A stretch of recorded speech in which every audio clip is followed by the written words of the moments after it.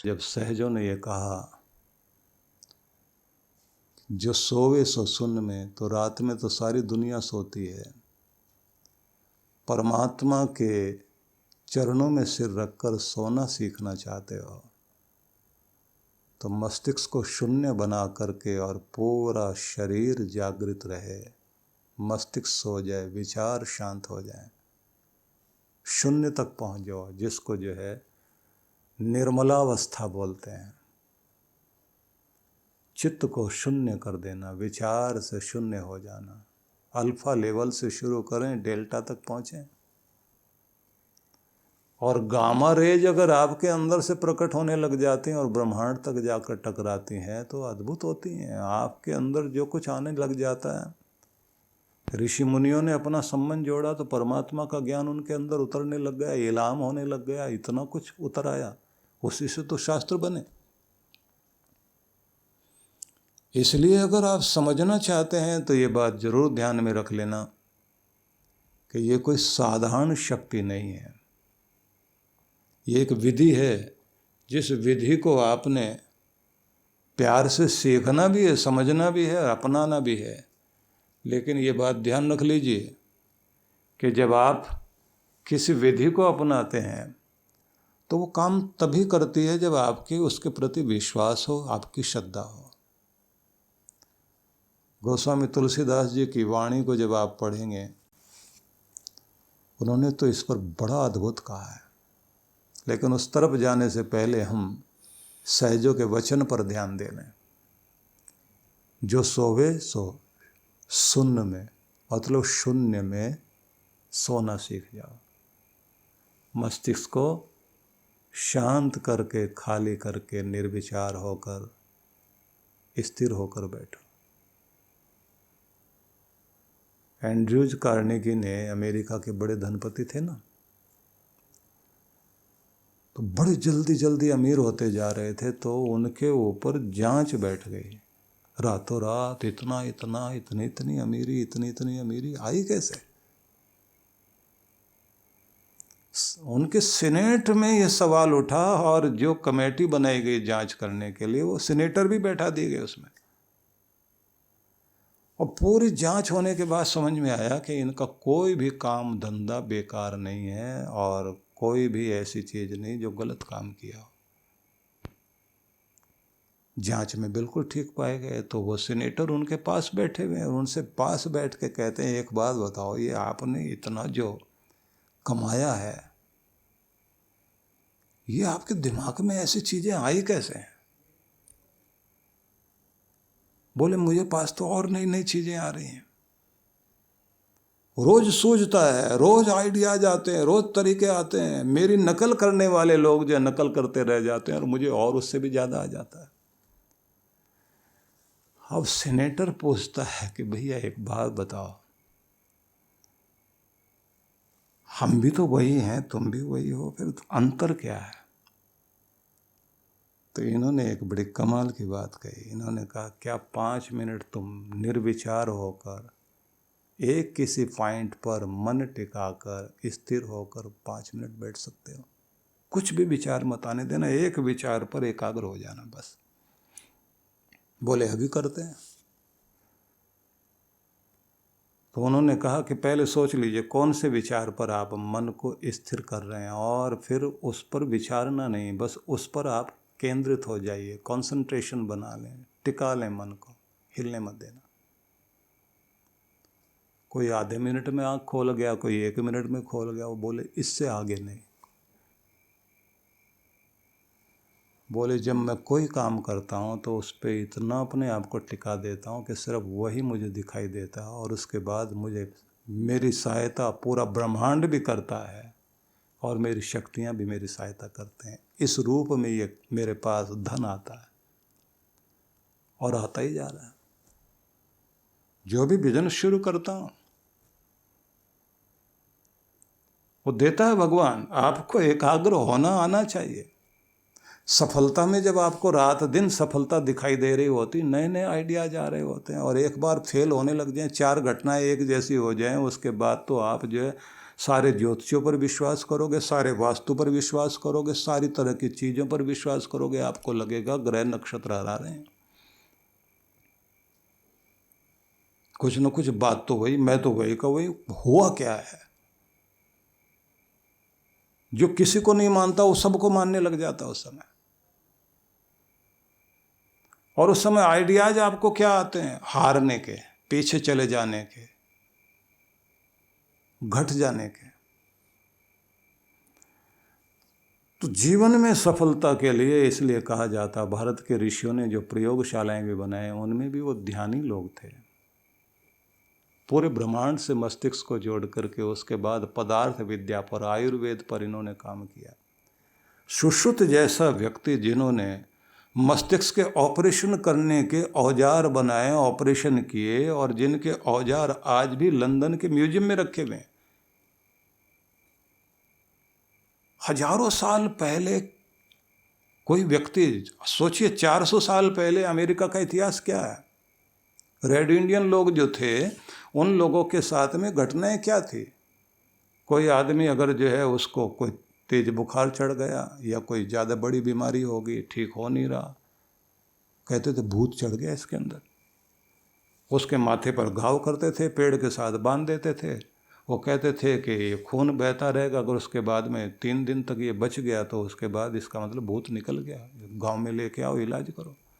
तब कोई जड़ी बूटी बांध देते थे। 400 साल पहले का इतिहास ये, और 200 साल पहले जैसे जैसे वो लोग, जॉर्ज वाशिंगटन से लेकर के शुरुआत आप करिए, पूरी दुनिया में अपनी दादागिरी दिखा रहे हैं। जिन लोगों का इतिहास 10,000 नहीं लाखों साल पुराना अद्भुत इतिहास है, वो तो भारत है। और इनके पास में शक्ति क्या थी? पूरी दुनिया भर के लोग यहाँ, इसको सोने की चिड़िया कहते थे, पूरी दुनिया भर के लुटेरे यहाँ हिंदुस्तान में आ गए। ध्यान से बहुत कुछ मिलता है आपको। ये भक्ति विद्या साधारण नहीं है। लेकिन इसका मतलब ये नहीं कि आप ध्यान में बैठे रहें। आप जिस भी फील्ड में जाना चाहते हैं जरूर जाएं, लेकिन ब्रह्म वेला का फायदा तो लो। जो सोवे सो सुन्न में, जागे तो हरि नाम। जाग जाओ तो परमात्मा के नाम में जागो। चारों तरफ उसकी महिमा, उसकी लीला का दर्शन करना शुरू करो। जो बोले सो हरि कथा, संसार की व्यर्थ की चर्चा नहीं, ऐसी जो परमात्मा की तरफ ले जाए, जो आपकी उन्नति कराए, जो आपके जीवन में प्रेम लाए, जो आपको आनंद से भर दे, वो चर्चा करो। जो आपको पीछे ले जाए, आपके प्रेम को तोड़े, आपके संगठन को तोड़े, आपके घर को तोड़े, आपके कार्यों को विघ्न डाल दे, उस चर्चा में नहीं। आपको विकास की, उन्नति की यात्रा में अगर जाना है तो फिर नकारात्मक चर्चा नहीं, नेगेटिविटी की चर्चा नहीं, आपको एक ही तरफ सकारात्मक होकर चलना पड़ेगा, क्योंकि आपको दिखाई दे रहा है आगे जाना। चंद्रगुप्त और चाणक्य एक जगह पर गांव से जा रहे हैं और 2-4 मूर्ख लोग उनसे भिड़ पड़े। चाणक्य ने चंद्रगुप्त की तरफ देखा और कहा, हाथ जोड़ लो और बढ़ो आगे। जंगल की तरफ निकल के चंद्रगुप्त कहता है कि हम लोगों की पावर क्या कमा करें आज गुरुदेव? बोले पावर बहुत है, लेकिन मूर्खों के ऊपर आजमाओगे क्या? जहाँ हाथ जोड़ के निकलना है उनके साथ भिड़ने का मतलब क्या है? हमें जिनके साथ भिड़ना है वो चुनेंगे ना अपने बराबर के लोग। वो तो हमें पहचानते भी नहीं कि हम कौन हैं। मूर्ख जो है हमें मूर्ख बनाना चाहता है, वो कीचड़ का गेम खेलना चाहता है, जिस कीचड़ में खड़ा है हमको भी घसीटना चाहता है कि आओ अखाड़े में, हम भी कीचड़ में, तुम भी कीचड़ में, हम भी सड़क पे खड़े, तुम भी आ जाओ, हम जैसे तुम भी बन जाओ। इस दुनिया में जगह जगह बहुत तरह के खेल हैं, लोग आपको अपने जैसा बनाने के लिए तैयार खड़े हुए हैं। जब आप संतुलन बनाते हैं, जीवन धन्य होता है। तो जागे तो हरि नाम, जो बोले सो हरि कथा, और भक्ति करें निह काम। कहते हैं भक्ति तो बहुत लोग करते हैं, लेकिन भक्ति तो वो अद्भुत है जिसमें कोई कामना नहीं, कुछ मांगना नहीं। आप भगवान के सामने मांगने नहीं गए हैं, अपना प्रेम प्रकट करने के लिए गए हैं। क्योंकि कभी कभी जीवन में इस तरह की स्थिति आती है कि मांगने वाला, कहते हैं ना कि मांगने वाला कितना भी बड़ा क्यों ना हो, जब मांगता तो छोटा हो जाता। विष्णु भगवान भी मांगने गए थे ना बलि के सामने, तो बौने बन के गए थे। दुनिया को बता दिया भगवान ने कि अगर भगवान भी मांगेगा तो बौना ही बनेगा। संस्कृत में श्लोक आते हैं जिनमें यह कहा जाता है कि दुनिया में सबसे छोटा और सबसे हल्का कौन? बोले हल्का होता है तिनका, जैसे हवा भी उड़ा ले जाए, इतना हल्का। बोले उससे भी हल्की कोई चीज होती है? हाँ होती है। क्या? रुई। रुई तो एकदम उड़ जाती है। पूछा इससे भी कोई हल्का होता है? बोले होता है इससे भी हल्का, मांगने वाला। अब श्लोककार आगे कहता है कि ये नहीं माना जा सकता कि मांगने वाला भी हल्का होता है। अगर हल्का होता है तो हवा उसे क्यों नहीं उड़ाती? तो ये नीतिकार कहता है इसलिए नहीं उड़ाती क्योंकि हवा को भी डर लगता कहीं मुझसे न मांग बैठे, क्योंकि इसकी तो मांगने की आदत है। और जिन्होंने दुनिया में दिया है याद तो वही रखे जाएंगे। भगवान के दर पर भी जाएं तो उसे जाके कहना कि मांगने नहीं आए, अपना प्रेम और धन्यवाद प्रकट करने के लिए आए। जब आप जाते हैं ना भगवान के सामने और धन्यवाद करते हैं, शुक्र मनाते हैं, उसकी कृपाओं को याद करते हैं, तो वो और देकर झोलियां भर देता है आपकी। चंद्रमा का यात्री नील आर्मस्ट्रांग चंद्रमा में गया, सफल होकर आए ये लोग। तो उस समय राष्ट्रपति थे अमेरिका के निक्सन, उनसे मिलने के लिए गए। उन्होंने बड़ा स्वागत किया, अंतरिक्ष यात्री है, चंद्रयान यात्री है।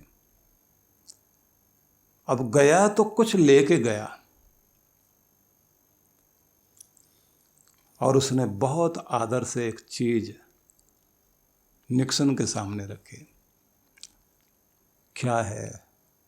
देखा तो एक पत्थर का टुकड़ा है। बोले ये चांद से लेके आया,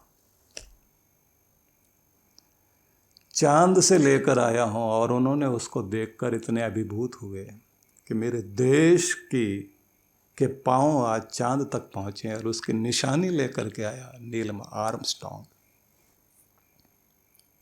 आज भी वो संभाल के रखा हुआ है। याद किए जाएंगे कि आप इस धरती के नाम, दूसरों के नाम क्या दे के जा रहे हो, अपने कर्म से आप क्या दे रहे हो। असली भक्त तो वह भगवान के दरवाजे पर भी जाए तो जाकर के मांगना नहीं और कहे कि धन्यवाद करने हैं तूने जो कुछ दिया है। और भगवान क्या कहेंगे? और बोल बेटा क्या चाहिए तुझे। और भक्त क्या कहता है? मेरे मांगने से पहले मेरे लिए जो जरूरी है वो तू देता है। इसलिए मैं ये कहूँगा कि सारी चीज़ें चलती रहेंगी जीवन में, लेकिन सबसे ज़्यादा ज़रूरी चीज़ है कि भगवान के दर पर आप जब बैठें तो उसको धन्यवाद करें। और धन्यवाद करने का मतलब ये है कि आप धन्यता वाली चीज़ें जिनसे आप धन्य हुए हैं उन सब चीज़ों को याद कर लीजिए और याद करके भगवान को कहें इसके लिए, इसके लिए, इसके लिए, इसके लिए। क्या क्या बताऊं, किस किस के लिए? हर चीज़ के लिए धन्यवाद जो तूने मुझे दिया और जो तेरा दिया मेरे पास में है, क्योंकि तेरा दिया ही खाता हूँ, तेरे चलाने से चलता हूँ, तेरे द्वारा ही ये दिए गए सांस चलते हैं, तेरे कारण ही सब कुछ है मेरे पास, तुझसे बढ़कर कुछ भी नहीं। शब्द में कहा गया ना, तू मेरा राखा सब निथाएं, ये गुरुवाणी में है। तू मेरा रक्षक है सब जगह, कोई था कोई जगह ऐसी नहीं जहां तू रक्षक बनकर मेरे साथ नहीं खड़ा। ऐसा पिता जो हर पल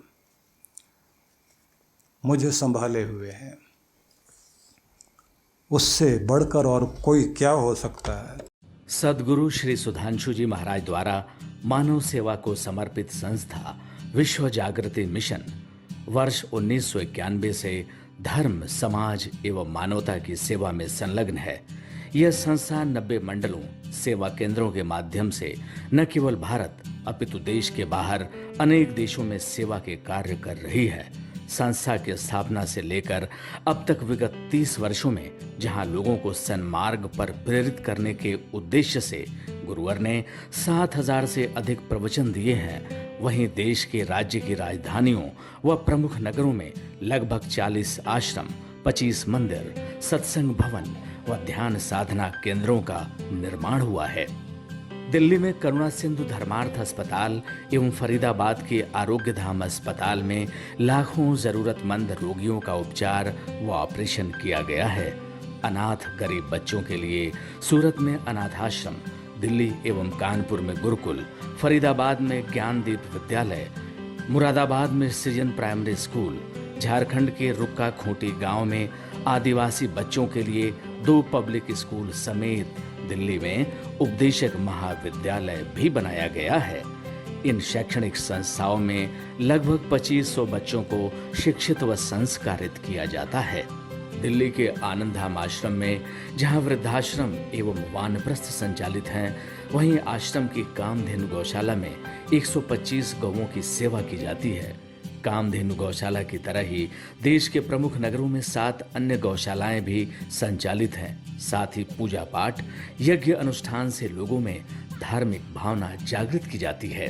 ओम अग्नये सप्तजिह्वाय स्वाहा, ओम अग्नये हव्यवाहनाय स्वाहा, ओम अग्नये शोधनजाताय स्वाहा। गरीब जरूरतमंद महिलाओं को सक्षम बनाने के लिए जहां कई तरह के प्रशिक्षण दिए जाते हैं, वहीं गरीब कन्याओं के विवाह में सहयोग भी किया जाता है। प्राकृतिक आपदा जैसे कि बाढ़, भूकंप, तूफान आदि में जहां मिशन द्वारा प्रधानमंत्री राहत कोष में सहयोग किया जाता है, वहीं जैसे वर्तमान में चल रही महामारी कोरोना संकट काल में जरूरतमंदों को भोजन, राशन किट व सांसों के संकट से जूझ रहे जरूरतमंद मरीजों को देश विदेश से मंगाकर ऑक्सीजन कंसंट्रेटर बांटे गए। मानव सेवा को ईश्वर भक्ति मानते हुए सेवा परमो धर्म के भाव से विश्व जागृति मिशन के सेवा कार्य निरंतर जारी हैं। आइए मिशन के सेवा पथ पर बढ़ते कदमों में कदम से कदम मिलाकर चलें और मानवता की सेवा में दान सहयोग कर पुण्य के भागीदार बनें।